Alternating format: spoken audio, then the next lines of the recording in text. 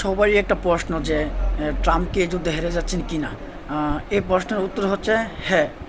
মানে এক কথায় যদি আমি বলি, ট্রাম্প এই যুদ্ধে হেরে যাচ্ছেন। এর কারণ হচ্ছে মার্কিন যুক্তরাষ্ট্রের পক্ষ থেকে ইতিমধ্যে যোগাযোগ করা হয়েছিল যে ইরানের সাথে আসো আমরা একটি যুদ্ধবিরতিতে যাই, অথবা আমরা একটি শান্তি চুক্তি করি বা একটা শান্তি চুক্তিতে আসি।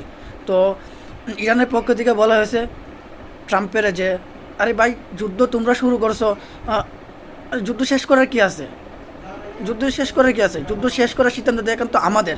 তো ট্রাম্প টোটালি মানে একটা পাগলের মতো অবস্থা। আরও বলা হয়েছে যে ট্রাম্প আসলে বলতেছে যে আজকে যে হরমুজ প্রণালী যদি কেউ বন্ধ করে তাহলে আমরা 20 গুণ আরও তীব্রতায় আক্রমণ করব।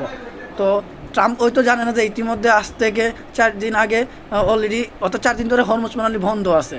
সো এরপরে ট্রাম্প আবার বলতেছে যে প্রতিরক্ষা মন্ত্রীর ট্রাম্পের আর সামরিক মন্ত্রী বলতেছে যে এই যুদ্ধ আমি শুরু করতে চাই না। মানে ট্রাম্প বোঝাতে চাচ্ছে যে মার্কিন যুক্তরাষ্ট্রের জনগণকে এবং মিডিয়াকে যে যুদ্ধটা আমি শুরু করতে চাই না, আমি তাদের কারণে যুদ্ধটা বা তাদের চাপে আমি যুদ্ধটা শুরু করছি না। মোট কথা হচ্ছে ট্রাম্পের মানে গড়ে করা হিসাবটা আসলে বাজারে গিয়ে হিসাবটা মিলে নাই, এ হচ্ছে অবস্থা।